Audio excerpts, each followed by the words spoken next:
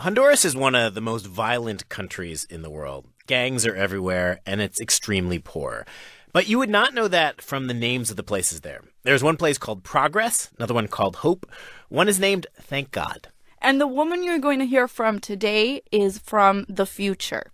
In Spanish, that's El Porvenir, right on the Atlantic coast. Her name is Patty, and Patty says the future is beautiful.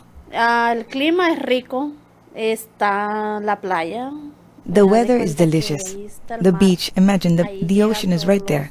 All the fishing boats land there. It was pretty, but, Patty's family was pretty poor. And one day, she was just a teenager when this thing happened, she found herself having to make this huge life-changing decision. She was out with a friend after school.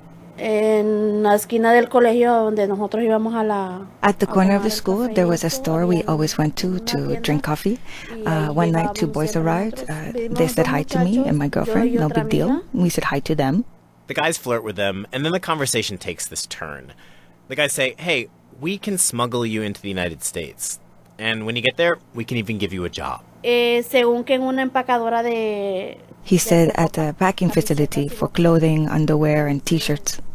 The money, these guys said, would be amazing. They told Patty, you could make 20 times what you'd make here in Honduras, just putting T-shirts into boxes.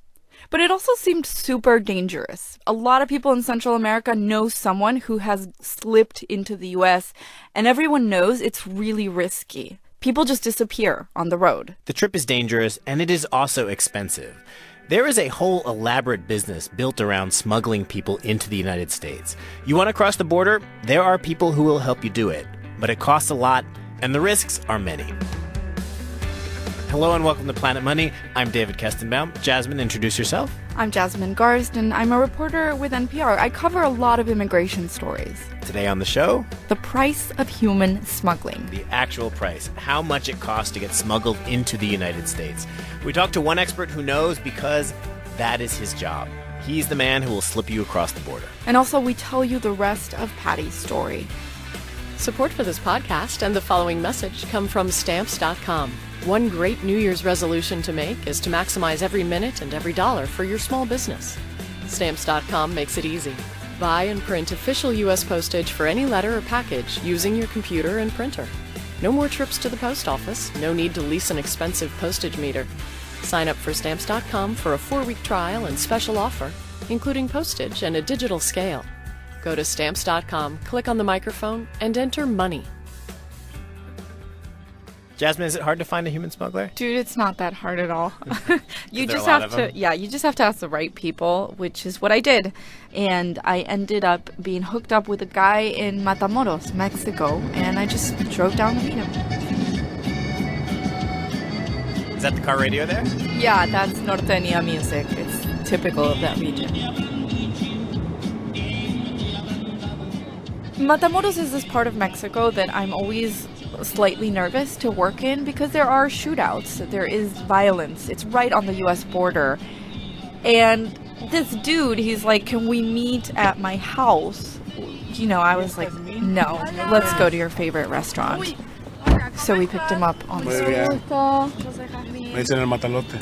El matalote? He's this really big guy, both rows of teeth plated in gold.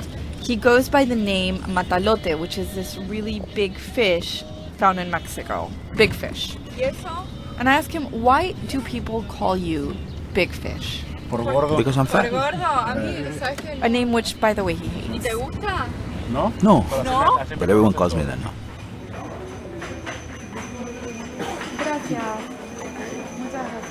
So we get to the restaurant, we sit down, and Matalote, Big Fish, recommends the frog legs. I go safe and order a quesadilla. What'd you guys talk about? Well, I didn't want to just jump into it, so we talked about music. The dude has super good taste. He likes old school hip hop, Dr. Dre, Kid Frost, Ice-T. So then the food came, and we actually started talking about smuggling. And I asked him, can you tell me how this whole thing works? And he said, sure. He says it's a business, and there's even this thing called the package deal. Package deal. Incluye la estancia aquí, Well, it includes your stay, your walker, where you're going, your destination. He says if you're looking to get smuggled into the United States, there's 3 stages. And the first person you're going to deal with is called a coyote. Can I just say coyote? You can say coyote. So the coyote is like the manager or the travel agent. He is the person whose job it is to drum up business, to go around, find people who want to go to the United States. Muchas gracias. Yeah, he's like the broker, and he's not actually the dude who's going to take you from where you are to the United States. Who's that? That is someone called, well, they have a lot of names. El guía, or the guide. El pollero, the chicken herder. Uh-huh. And also they're known as caminadores, or walkers. That makes sense. Because you do a lot of walking. Oh, yeah. You're going to do a lot of walking and a lot of getting on buses and hopping on trains. Caminador es la persona que te The va a walker is a dejar hasta el person who's punto going to donde leave dice you where que the coyote tells him to. tú vas atrás de él, You follow them, okay? te va a dejar hasta And el he will punto. drop you off. He says there's never just one walker. It's like you get passed from one walker to another to another. And each of them has to get paid. They get something like $200 per person that they are leading, which can add up. And the reason it costs so much is that each of these walkers has to pay bribes to local law enforcement, local government officials, and they have to pay tolls. These are not like tolls like you pull up to an official toll booth and pay a toll. No, this is not like a toll booth. This is like cartel tolls. These are dudes with weapons who are demanding money for you to pass through. The whole route is controlled by these cartels. Si tú llegas a venirte por tu cuenta sola, If you come by yourself, alone, and the cartel finds out you're trying to come here alone, things can go badly for you. You can't travel alone. You have to come guarded by someone who speaks for you. As we say in Spanish, someone who opens the checkpoints for you. Go, until you get to your destination. This is like a huge operation. Yeah, dude, this was like a really long lunch.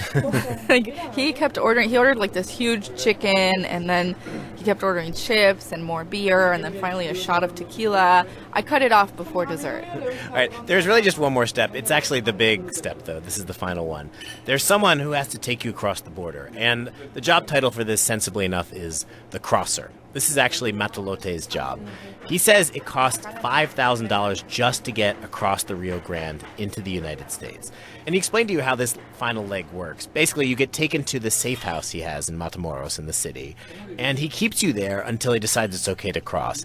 This part, he says, is actually kind of boring.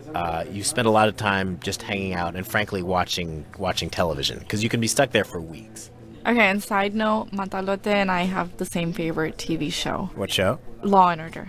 It's He's a criminal, yeah, it's a little weird that his favorite show is about police work. Anyway, they watch TV until Matalote tells people it's time to cross. And then he has this little speech he gives. He tells people, don't bring bright clothing, Don't carry a lot of stuff, be on the lookout for snakes. and bring some water. This part is risky, and it is also exhausting. There's a long, long walk in the desert, and then you got to cross this big river, the Rio Grande. entonces hay gente que se cansa y ya no quiere. Some people get tired and they don't want to keep going. Mexicano tiene que cruzar. But you came for the American dream. You gotta cross. So here's how organized this whole thing is. You know how when you buy airplane tickets, Yeah. you can buy a traveler's insurance, right? Yeah, like in case something goes wrong, they refund the ticket. Yeah, I never get it. But smugglers kind of have something similar. There's something called los tres intentos, the 3-try rule. And so basically, if you're crossing the border and like Border Patrol catches you and sends you back, you get 2 more tries. Tres intentos, 3 tries. Sí, son 3 intentos, es una garantía. It's a guarantee. No pegaste a la You primera. didn't get in the te first time regresas, around, you go back, das el give the nombre name de of la the person who persona que crossed te you, ayudó, you talk el on the teléfono, te phone, hablan, they cross you again. vuelves- You don't get in vuelves a again, pegar, te vuelves- they cross you again. tercera ya no hay. Ya la- There's la no cuarta- fourth chance. So I asked him to tally it all up. Food, lodging, tolls, salaries. Like if you're coming from Honduras, how much would the package deal cost? Varían, Well, de 15, ponle about 17, 17, 18, $19,000. $19,000, that is just an enormous amount of money, especially if you consider someone coming from Honduras. I mean, this is the kind of thing where to raise the money, people just sell everything they have. Like you drive a bus, you sell the bus. You have furniture in your house, you sell the furniture. Borrow money from your friends. Whatever you can do to scrape it together.